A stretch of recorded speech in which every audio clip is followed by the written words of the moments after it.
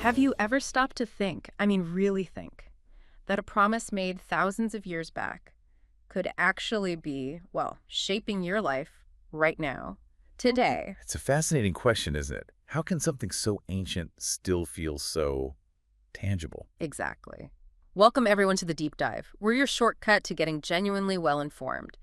Today, we're jumping into something pretty profound, drawing from Rhapsody of Realities by Pastor Chris, the topic. What it means to be a carrier of covenant kindness. We're looking at how divine blessings aren't just history, but maybe an active force, and how you might be right in the middle of it all. Yeah, our mission today really is to dig into this idea that these old covenants, they're not just stories in a book. They're alive. They have impact. And this source, Rhapsody of Realities, it makes this compelling point about individuals becoming like conduits. Like vessels, right? Vessels, exactly. Vessels for a very specific, powerful kind of divine kindness, covenant kindness. So what does it actually mean to carry that? To be a carrier? That's what Yeah. we want to unpack. Okay, let's get into it. So the source material kicks things off way back to God's covenant with Abraham. Huge moment. But what strikes me is the scope. It wasn't just, for Abraham himself. Right. It says all the kindreds of the earth. That seems massive. How does the source highlight that? Well, that's what's kind of revolutionary about it. In Genesis 12, verse 2, God says, I will bless you, but then he adds the kicker, and make you a blessing. And Rhapsody of Realities points out this wasn't some private deal. It was designed with literally the entire generations of mankind in view. You see Peter referencing this later in Acts chapter 3, verse 25. And in thy seed shall all the kindreds of the earth be blessed. So not just receiving blessing, but being the source of it for everyone else. Precisely. It's about becoming the pipeline, the channel through which this blessing flows out to, well, everyone, every family, every nation. It's incredibly broad right from the start. That's a really powerful way to frame it. Not just blessed, but made a blessing. Okay. And then the source zooms in, right, on this idea of the seed. Who is this seed? It seems like identifying that is pretty critical to understanding how this whole thing works today. Absolutely pivotal. And the source, Rhapsody of Realities, is very clear on this. It states that that seed is Christ. Okay. It's not ambiguous. And the implication, the source argues, is that all who are in Christ are partakers of that blessing. Ah, so it's an inheritance thing. Exactly. It becomes a spiritual lineage, not just a bloodline. It culminates in Christ. And that makes the promise accessible to anyone, anywhere who connects through faith. It connects us directly back to that original promise to Abraham, makes it relevant now. And we even see this echoed earlier, don't we? Like Peter in Acts 3.25, he's talking to the Jews and calls them the children of the prophets and of the covenant. He's tying them directly to Abraham. He absolutely is. He's reminding them of their divine heritage, as the source puts it. They were the initial heirs, no question. Right. But then, and this is crucial, Rhapsody of Realities explains how the covenant expanded. It has extended to the Gentiles. So not exclusive anymore. Not exclusive. It's for anyone who comes to God through faith in Jesus Christ. It's an expansion, not a replacement. It shows the universal reach. It's not about ethnicity. It's about faith in Christ. So that blessing becomes available to the whole human family. Okay, so if this huge blessing originating with Abraham, flowing through Christ, is now available to everyone through faith. And it started with Abraham being made a blessing. What does that mean for us? Right. The source says it's not just about getting blessed. It's about becoming one. That sounds different. What does that look like? It's a massive shift in perspective, isn't it? Most people think blessing, good stuff happens to me. Passive. Yeah, like winning the lottery or something. Right. But Rhapsody of Realities flips that entirely. It says the real power kicks in when you become the blessing. Remember Genesis 12.2, I will bless you and make you a blessing. That making part is key. It suggests an active role. The source says that as believers in Christ, we become vessels of blessing. So you're not just a destination for good things, you're a distribution center. A channel. Exactly. The source says you become a blessing to your family, city, nation, and your world. It shifts the focus from what can I get to what can flow through me. You carry that divine favor wherever you go. Wow. Okay. That's a big responsibility. And a privilege, I guess. And the source talks about a specific Hebrew word for this kind of kindness, right?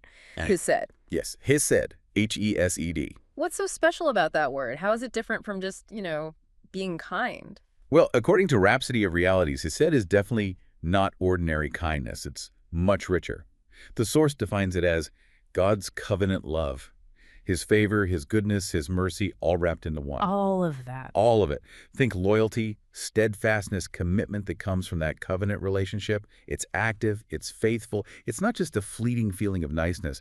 It's a deep, reliable, relational love, like God's own character. Yeah. Okay, that's way more than just kindness. So if that's Hesed, covenant love, favor, goodness, mercy, how do we actually do that? How does the source say we embody it, like practically?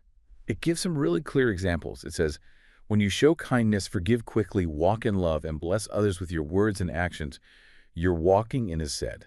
So specific actions. Very specific actions. And crucially, the source connects these actions to revealing the nature of the Father. So forgiving someone quickly isn't just, letting something go. It's literally demonstrating God's Hesed, his covenant love, through your life. Blessing others with your words, acting in love, even when it's tough, these become expressions of the divine nature flowing through you. Very real, very tangible. Okay, this leads to something the source says that really stopped me in my tracks, this idea of being a carrier of covenant grace. And then it says, quite boldly, when you arrive, God arrives. Yeah. What does that mean? How does that actually play out? It's a powerful statement for sure. But the source explains it like this. God's blessing, his actual presence and power, flows through you to turn lives around, lift others, and glorify his name. So it's about impact, tangible impact. Tangible impact. Yeah. Doesn't mean, lightning bolts every time you walk into a room, but it could mean a shift in atmosphere, unexpected favor, wisdom that helps someone, comfort, breakthroughs in tough situations. It suggests that when someone carrying this Hesed, this covenant kindness, shows up, things change because God's grace is operating through them. You become an agent of that grace. Bringing God's presence into situations. Essentially, yes. Carrying his presence, his favor, his transformative power into your environment. And this all connects back to the original promise to Abraham, which, as the source reminds us, was incredibly comprehensive. It wasn't just spiritual. It was a covenant of all-round prosperity, fruitfulness, dominion, and divine favor. It covers everything. Absolutely everything. And here's the really exciting part for today, the core message from Rhapsody of Realities. This isn't just ancient history. It insists that same blessing is at work in your life today, right now. Actively. Actively, it lifts, multiplies, and establishes you in victory. It's not dormant, it's a dynamic force. That all-encompassing blessing, health, influence, provision, favor, it's meant to be operational in your life now, through Christ. It's your inheritance in action. So wrapping this up, this deep dive has really shown that being a carrier of covenant kindness is, well, it's huge. It's moving from just being blessed to actively participating in this flow that started with Abraham, centered in Christ, and now comes through us. Right. It's an identity, really, and a purpose. It really reframes everything. What I find really fascinating, just thinking about it, is how this ancient Hebrew concept has said, it's presented not just as theology, but as a practical way to live that doesn't just change your own experience, but actually makes you a source of positive, divine change for others. Yeah. Embodying God's kindness actively. Exactly. In words, in actions, in forgiveness, all of it. It leaves you with a pretty big thought to chew on, doesn't it? If being a carrier of covenant kindness really means that when you arrive, God arrives, what does that actually imply for how you handle, say, your next meeting or difficult conversation? How does that identity change the impact you expect to have, even in the really small, everyday moments? Something to definitely ponder. For more information on how you can grow spiritually using Rhapsody of Realities, please visit our website, www.rhapsodyofrealities.org, or you can also visit rin.rhapsodyofrealities.org/salvation. Thank you.